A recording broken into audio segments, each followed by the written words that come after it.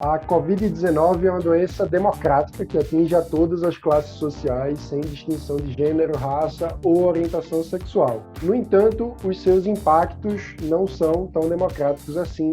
Eles são sentidos de forma diferente em função das condições sociais das pessoas. Sobre isso, a gente vai conversar hoje com o vereador de São Paulo, Caio Miranda Carneiro. Bom dia, Caio. Bom dia, mano. É um prazer falar com vocês. E também com a economista Olívia Carneiro. Ajudou o gabinete do Caio a fazer um levantamento sobre as desigualdades da Covid na cidade de São Paulo. Bom dia, Olívia. Bom dia. Obrigada pelo convite. É um prazer falar sobre isso aqui com vocês. O prazer é todo nosso. A gente te agradece a disponibilidade. E você que está acompanhando o vídeo já sabe, deixa aqui o seu like, se inscreva no canal e ative o sininho para não perder notificações, porque de segunda a sexta-feira o Livres continua trazendo conteúdo novo para você, sempre com os principais destaques do dia, para quem defende a liberdade por inteiro.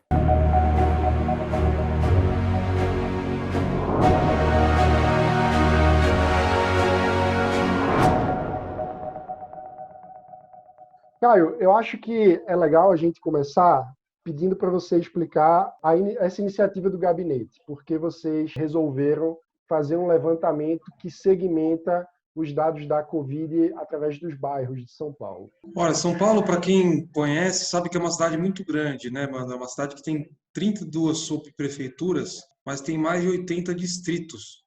Então, é uma cidade que os seus mais de 12 milhões de habitantes se espalham por várias realidades.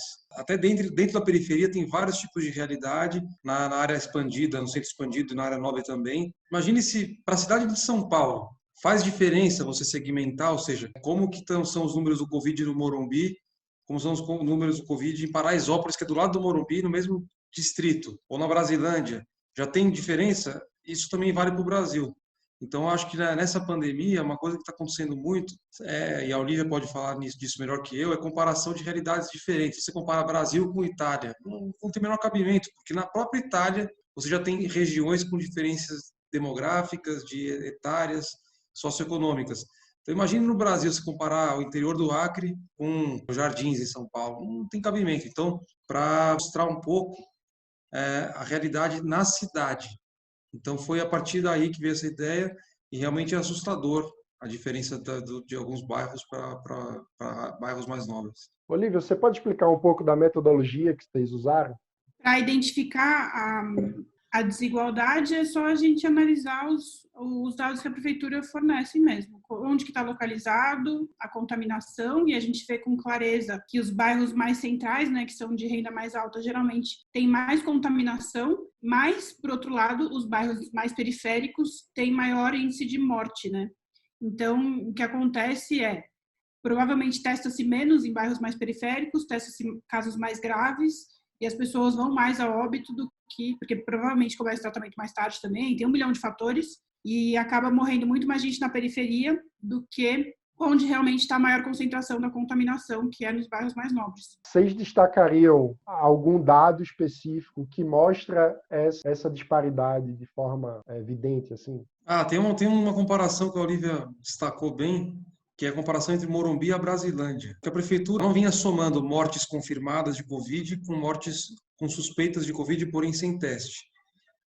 Ela disponibilizava esses dados, mas ela não contabilizava o total somando esses dois números. E a partir do momento que ela começou a fazer isso a prefeitura, ou seja, não fomos nós que inventamos. A gente conseguiu ver no mapa com muito mais clareza. Por exemplo, a Brasilândia, na primeira vez que a prefeitura fez isso, tinha 31 mortes por Covid ou com suspeita de Covid para 37 casos testados. E o Morumbi, com mais de 180 casos testados de pessoas com Covid, tinha 3 mortes. Então, assim, é uma diferença gritante.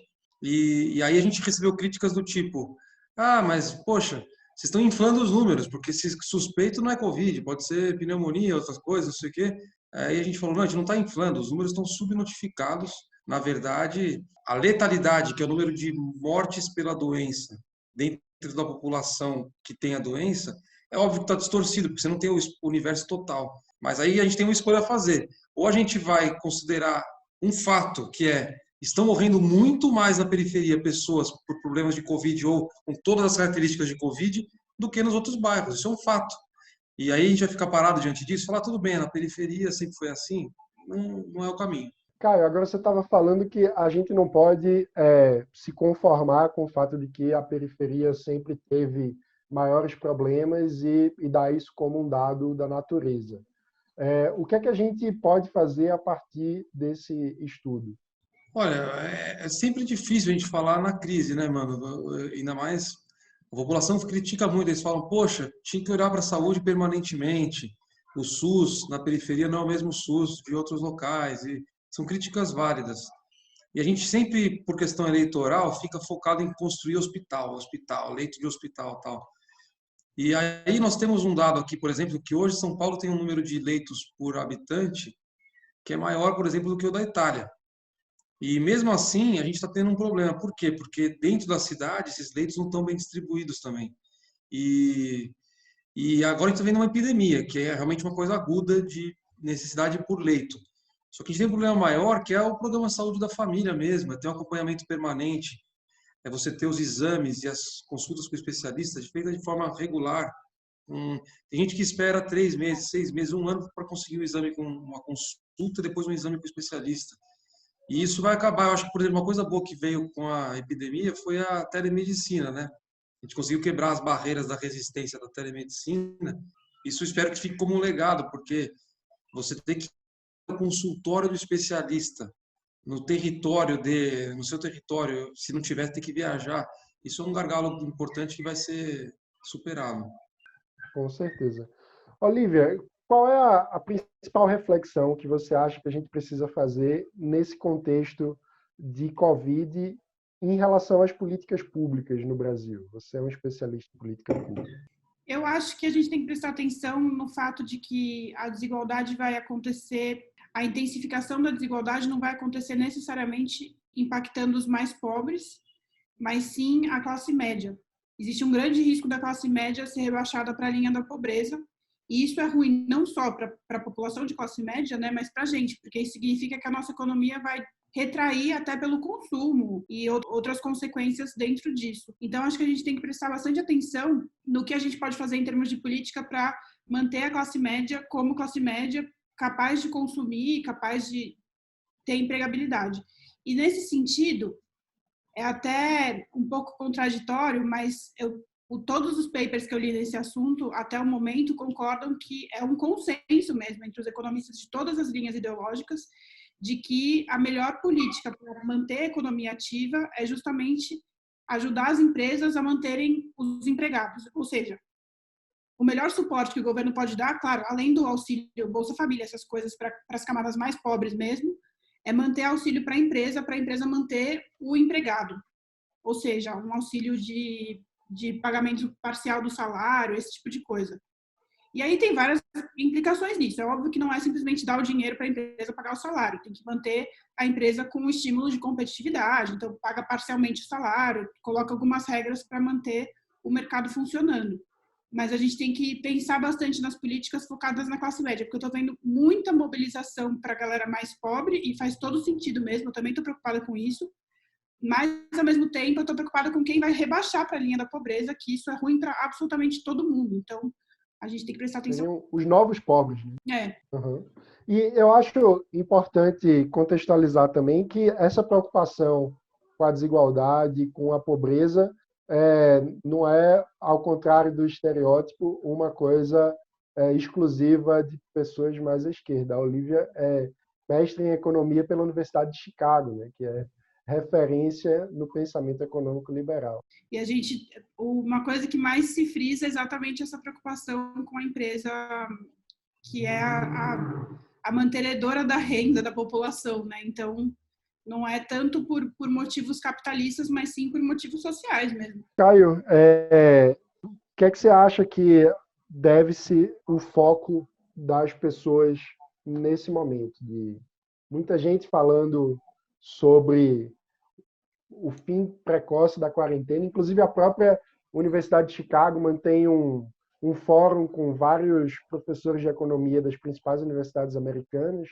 e eles fazem algumas enquetes para tentar medir os consensos econômicos, e um consenso que chamou a atenção foi a ideia de que o fim precoce da quarentena pode ser mais danoso para a própria economia do que conseguir manter a quarentena por um período mais prolongado, desde que ela seja efetiva na redução dos casos, né?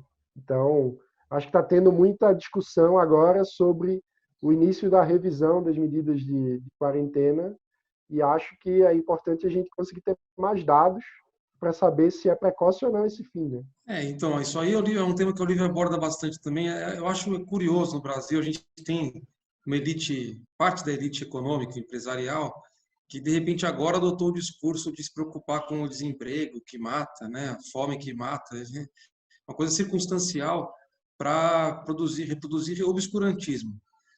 Será mesmo que a Europa inteira é governada por idiotas e tem empresários idiotas que aceitam o fechamento do espaço aéreo, um isolamento com redução da circulação de pessoas a mais de 60%? Será mesmo que os Estados Unidos, que é o berço do capitalismo moderno, tá se deixando levar por um terrorismo para fechar o estado de Nova York, por exemplo? A cidade de Nova York está fechada, Broadway, tudo fechado, NBA, tudo, Olimpíadas canceladas, porque eles são bobos, são realmente bobos. Eles querem gerar uma crise econômica para ajudar o governo comunista chinês, sabe? Uma coisa de louco. Então vem empresários aqui, dono velho da van, dono da hamburgueria Madeiro, Roberto Justus, etc., com um papinho furado, que é o seguinte: já temos uma população no Brasil de mais de 40 milhões de desempregados ou pessoas que não procuram emprego e não têm renda fixa, não têm autonomia financeira. Essa é a realidade normal do Brasil. Então agora a gente está tendo aí um número maior, porque as pessoas estão indo para o desemprego, está fechando postos de trabalho, e a gente está fingindo que esse problema é por causa do isolamento social, e não é. A gente sabe que não é. Então eu gostaria mesmo, mano, assim, esse é um momento em que a gente que está na política e quem não está também, é muito difícil discutir, porque a pessoa que está errada, a gente não pode torcer para ela estar errada, porque tudo que eu mais quero é que Santa Catarina esteja correta e reabrindo tudo como fizeram a partir de segunda passada, não vai aumentar os casos. É tudo que eu mais quero. Que Deus, que a natureza, que o vírus, por algum motivo, não funcione no Brasil como está sendo no mundo inteiro. A gente não vai torcer para que... né, eu não quero ter razão nessa briga. Só que tudo indica que eles estão errados. Então, quando chegar no dia 15 de maio, quando chegar na data que o Dória estipulou, e Santa Catarina mostrar que os casos aumentaram, que propagou o vírus e começou a ter internação e tudo mais, nós vamos ter que prorrogar o isolamento. E um isolamento que deveria ser mais rigoroso, que não está sendo, porque o presidente da República e várias lideranças ficam fazendo discurso contra, indo para a rua, mostrando que é bobagem, gripezinha, a gente está perdendo tempo e está aumentando a saturação dos leitos. Então, é muita desinformação. E a questão econômica, é só olhar as principais economias do mundo estão adotando ou isolamento ou lockdown, coisas mais rigorosas do que a gente aqui. Vou só dar um exemplo para finalizar. Portugal tem população mais velha do que a gente. O número de casos dele está abaixo da média da Europa, de casos graves e de contaminação, e eles não estão retomando a atividade social, estão mantendo isolamento. Eles são bobos, os portugueses são idiotas? Não. Eles sabem que se eles retomarem, vai propagar o vírus, vai aumentar os casos, vai ter colapso.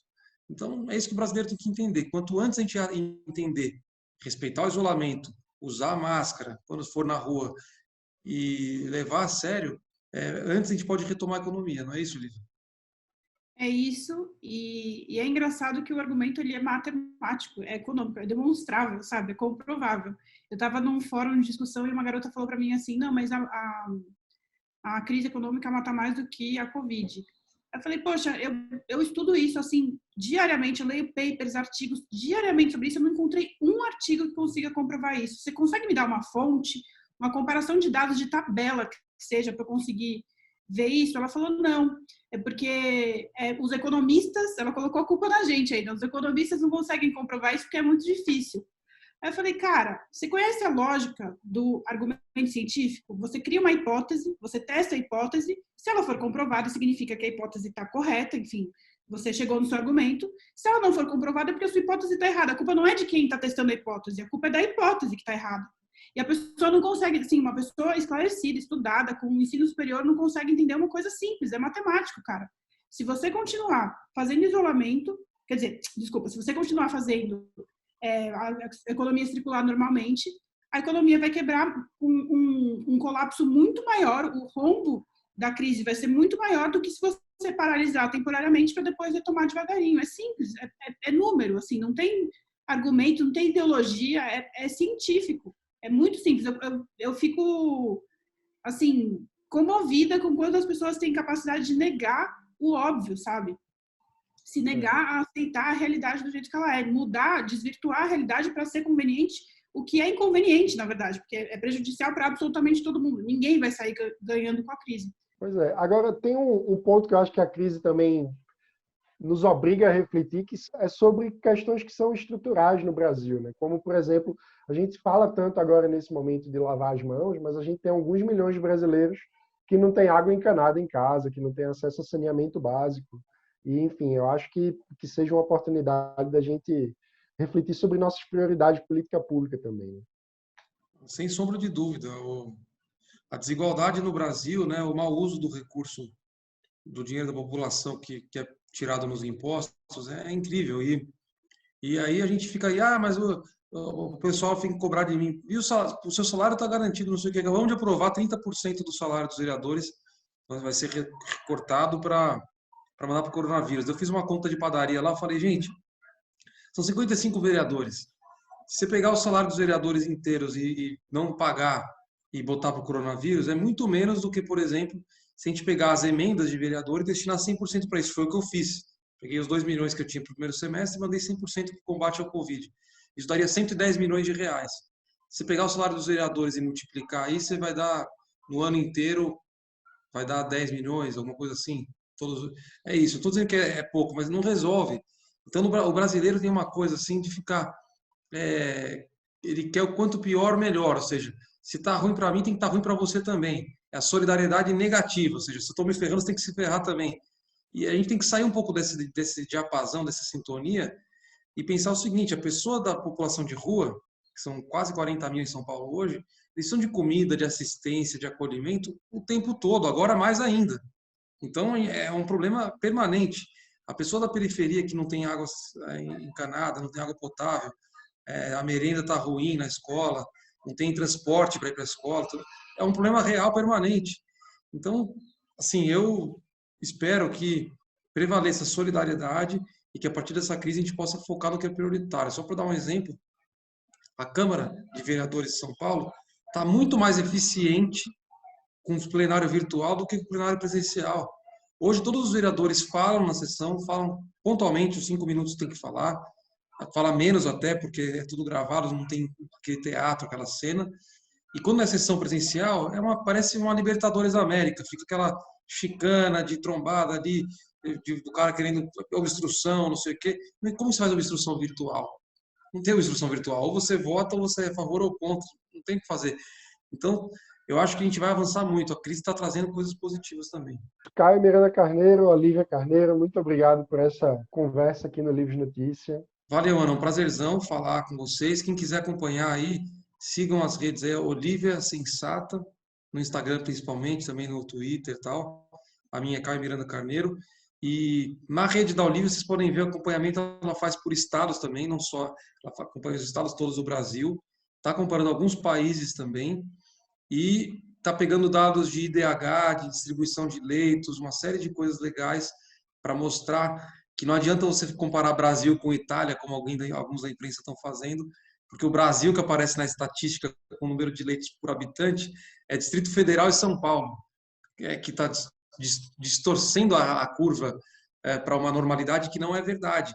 Manaus, Belém, Fortaleza estão com total colapso, porque lá é muito, muito, muito abaixo dessa média brasileira de leitos, que é Distrito Federal e São Paulo. Então, acompanha na rede da Olívia que tem muita coisa legal. Quer comentar um pouco sobre isso, Olívia? Eu estou trazendo, é tanta coisa que eu não consigo nem listar, mas eu estou trazendo o máximo que eu posso de dados específicos e dados abrangentes em relação a tanto desigualdade de recursos, quanto o impacto do corona que a gente consegue mensurar em região, estado, país e tudo mais. e tentando alertar a galera que, apesar, assim, por mais que no seu bairro, na sua vizinha não esteja com coronavírus, a realidade ela é muito mais ampla do que a sua região, né? Então, e você pode ver nos comentários mesmo, que tem uma pessoa que fala assim, é mentira, não tá tendo coronavírus porque ninguém aqui no meu bairro morreu. Aí outra pessoa vira e fala assim, poxa, do meu todo mundo morreu, sabe? Então, a realidade é bem diferente. É isso, assim, a gente tem que analisar dados, observar os fatos, não ficar em achismo, não ficar em opinião. Opinião não importa agora, o que importa é simplesmente o que funciona e o que não funciona, não tem ideologia, não tem nada, absolutamente nada relevante nesse momento, só o que é real e o que pode ser feito. São as duas únicas coisas que a gente pode observar nesse momento. Se você gostou desse vídeo, deixe o seu like, se inscreva no canal, compartilhe com seus amigos e ative o sininho para não perder as notificações, porque de segunda a sexta-feira o Livres traz sempre conteúdo novo para você com os principais destaques do dia para quem defende a liberdade por inteiro. Obrigado e até a próxima.